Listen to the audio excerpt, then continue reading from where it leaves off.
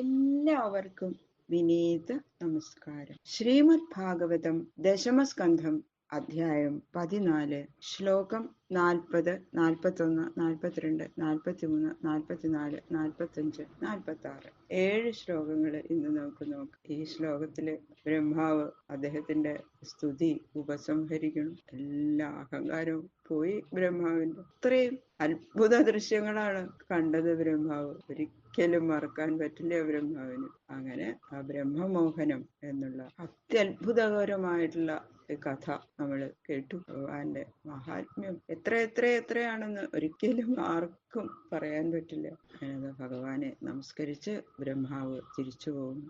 യോന്ത പ്രവിശ്യ മമ വാചമിമാം പ്രസുപ്താം സഞ്ജീവയത്യാഖില ശക്തിധരസ്വധാംന അന്യാംശ്ച ഹസ്തചരണശ്രവണത്വഗാദീൻ പ്രാണാൻ നമോ ഭഗവതേ പുരുഷായ തുഭ്യം. ഓം നമോ ഭഗവതേ വാസുദേവായ. ഓം നമോ ഭഗവതേ വാസുദേവായ. ഓം നമോ ഭഗവതേ വാസുദേവായ. ശ്ലോകം 40. ശ്രീകൃഷ്ണ വൃഷ്ണികുല പുഷ്കരജോഷദായിൻ ക്ഷ്മാനിർജരദ്വിഷപശൂദധി വൃദ്ധികാരിൻ ഉദ്ധർമ്മശാർവരഹര ക്ഷിതിരാക്ഷസദൃക് ആകൽപ്പമാർക്കമർഹൻ ഭഗവൻ നമസ്തേ. ശ്രീകൃഷ്ണ പൂർണ്ണ ആനന്ദരൂപ വൃഷ്ണികുല പുഷ്കര ജോഷദായിൻ വൃഷ്ണിവംശമാകുന്ന താമരയെ വികസിപ്പിക്കുന്നവനെ. ക്ഷ്മാനിർജര ദിശപശു ഉദധി വൃദ്ധികാരിൻ ഭൂമി, ദേവന്മാര്, ബ്രാഹ്മണര്, പശുക്കള് ഇവരാകുന്ന സമുദ്രത്തെ അഭിവൃദ്ധിപ്പെടുത്തുന്നവനെ. ഉദ്ധർമ്മ ശാർവരഹര ആഖണ്ഡമാകുന്ന ഇരുട്ടിനെ സംഹരിക്കുന്നവനെ. ക്ഷിതിരാക്ഷസദൃക് ഭൂമിയിലുള്ള രാക്ഷസന്മാരെ നശിപ്പിക്കുന്നവനെ. ആർക്കം സൂര്യൻ വരെയുള്ളവർക്കും അർഹൻ പൂജനായുള്ളവനെ. ഭഗവൻ സർവ ഐശ്വര്യ പരിപൂർണ തേ അങ്ങയ്ക്കായിക്കൊണ്ട് ആകൽപ്പം കൽപ്പം വരെ നമസ്കാരം. ബ്രഹ്മാവിന്റെ ഈ സ്തുതി കേട്ടപ്പോ ഭഗവാൻ ഒന്നും മിണ്ടണില്ല. കേട്ടു, കണ്ണോണ്ടൊന്ന് കാണിച്ചു. അപ്പൊ ബ്രഹ്മാവ് വിചാരിച്ചു അനുമതി തന്നതാണെന്ന്. അത്രേ ഉള്ളൂ. എന്തോ അങ്ങനെ ബ്രഹ്മാവിന് തോന്നി. ഭഗവാൻ ഒന്നും മിണ്ടാതെ അങ്ങനെ ഇരിക്കുക. സമ്മതം കിട്ടിയെന്ന് വിചാരിച്ച് കണ്ണ് കാണിച്ചപ്പോ മുഖത്ത് നോക്കാൻ തന്നെ വല്ലാത്ത മടിയായിരുന്നു. അവസാനം ഒന്ന് നോക്കിയപ്പോ എന്തോ കണ്ണു കാണിച്ചു. നമസ്കരിച്ചുകൊണ്ട് ഇതാ ബ്രഹ്മാവ് പോകുന്നു. ഹേ നിത്യാനന്ദ സ്വരൂപ, യാദവന്മാരാകുന്ന താമരസത്തെ വികസിപ്പിക്കുന്ന സൂര്യമൂർത്തെ, ഭൂമി, ദേവന്മാര്, ബ്രാഹ്മണര്, പശുക്കള് ഇവരാകുന്ന സമുദ്രത്തെ പുഷ്ടിപ്പെടുത്തുന്ന ചന്ദ്രസ്വരൂപ, ധർമ്മം തെറ്റി നടക്കുന്നവരുടെ അധർമ്മമാകുന്ന അന്ധകാരത്തെ തീർക്കുന്ന സൂര്യചന്ദ്രസ്വരൂപ, ഭൂമിയിൽ ജനിച്ചിരിക്കുന്ന കംസാദികളാകുന്ന രാക്ഷസന്മാരെ നശിപ്പിക്കുന്ന ഭഗവൻ, സൂര്യാദി തേജോധാമങ്ങൾക്കും തേജസ്സിനെ നൽകുന്നവനാകയാൽ അവർക്കും പൂജനായുള്ളവനെ. കൽപ്പകാലം വരെ എന്തിരുവടിക്ക് നമസ്കാരം നമസ്കാരം എന്ന് പറയുന്നു. ശ്രീ ശുക ഉവാച ഇത്യഭിഷ്ടൂയ ഭൂമാനം ത്രിഃ പരിക്രമ്യ പാദയോഃ നത്വാഭീഷ്ടം ജഗദ്ധാതാ തഥാമ പ്രത്യപദ്യത. ശ്രീ സുഖബ്രഹ്മർഷി പറയുന്നു, സർവത്ര വ്യാപിച്ചിരിക്കുന്നവനെങ്കിലും ലോകഹിതത്തിനു വേണ്ടി ആ പരിച്ഛിന്ന ആകാരം സ്വീകരിച്ചിരിക്കുന്ന ശ്രീകൃഷ്ണ ഭഗവാനെ മുകളിൽ വിവരിച്ച വിധം സ്തുതിച്ച ശേഷം പാദകമലങ്ങളെ 3 പ്രാവശ്യം പ്രദക്ഷിണം ചെയ്ത് നമസ്കരിച്ച് ഉടനെ ബ്രഹ്മാവ് സത്യലോകത്തെ പ്രാപിക്കുകയും ചെയ്തു. തതോ അനുജ്ഞാപ്യ ഭഗവാൻ സുഭുവം പ്രാഗവസ്ഥിതാൻ വത്സാൻ പുളിനമാനിന്യ യഥാപൂർവസഖം സ്വകം. ഭഗവാൻ ശ്രീകൃഷ്ണൻ ബ്രഹ്മാവിന് അനുജ്ഞ നൽകി അയച്ച ശേഷം ഇപ്പൊ ആ ബ്രഹ്മാവ് നൽകിയ ആ ഗോപബാലന്മാര്, ബ്രഹ്മാവ് മറച്ചു വെച്ചിട്ടുണ്ടല്ലോ ആ ഗോപബാലന്മാരെയൊക്കെ തന്റെ ശക്തി വൈഭവം കൊണ്ട് ആ വൃന്ദാവനത്തിലുള്ള യമുനാപുളിനത്തിൽ മുമ്പത്തെ പോലെ തന്നെ അങ്ങോട്ട് ഇരുത്തി. പിന്നെ അതാ പശുക്കുട്ടികളെ തിരയാൻ പോയ അത് പോയിരിക്കായിരുന്നുള്ളൂ ഭഗവാൻ. അതുപോലെ തിരിച്ചു വന്ന് തന്റെ ആ കളിസ്ഥലമായിട്ടുള്ള യമുനാ പുളിനത്തിലേക്ക് കുട്ടികളെ ഇരിക്കണ അവിടേക്ക് പശുക്കുട്ടികളെയും കൊണ്ട് ആട്ടിക്കൊണ്ട് ഇങ്ങനെ വരികയാണ്. ഒന്നും അറിയാത്ത മാതിരി.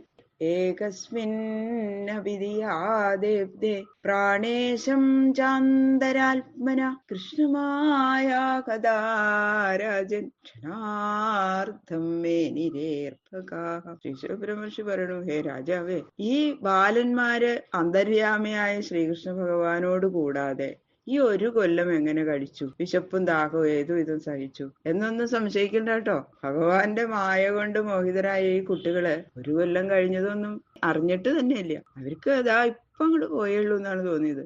നമ്മളെ ഇവിടെ ഇരുത്തിയിട്ട് ശ്രീകൃഷ്ണൻ പോയിട്ട് ഇപ്പോഴേക്ക് ഒരു അരക്ഷണകാലം മാത്രമേ കഴിഞ്ഞിട്ടുള്ളൂ. അതാണ് അവർക്ക് തോന്നിയിട്ടുള്ളൂ.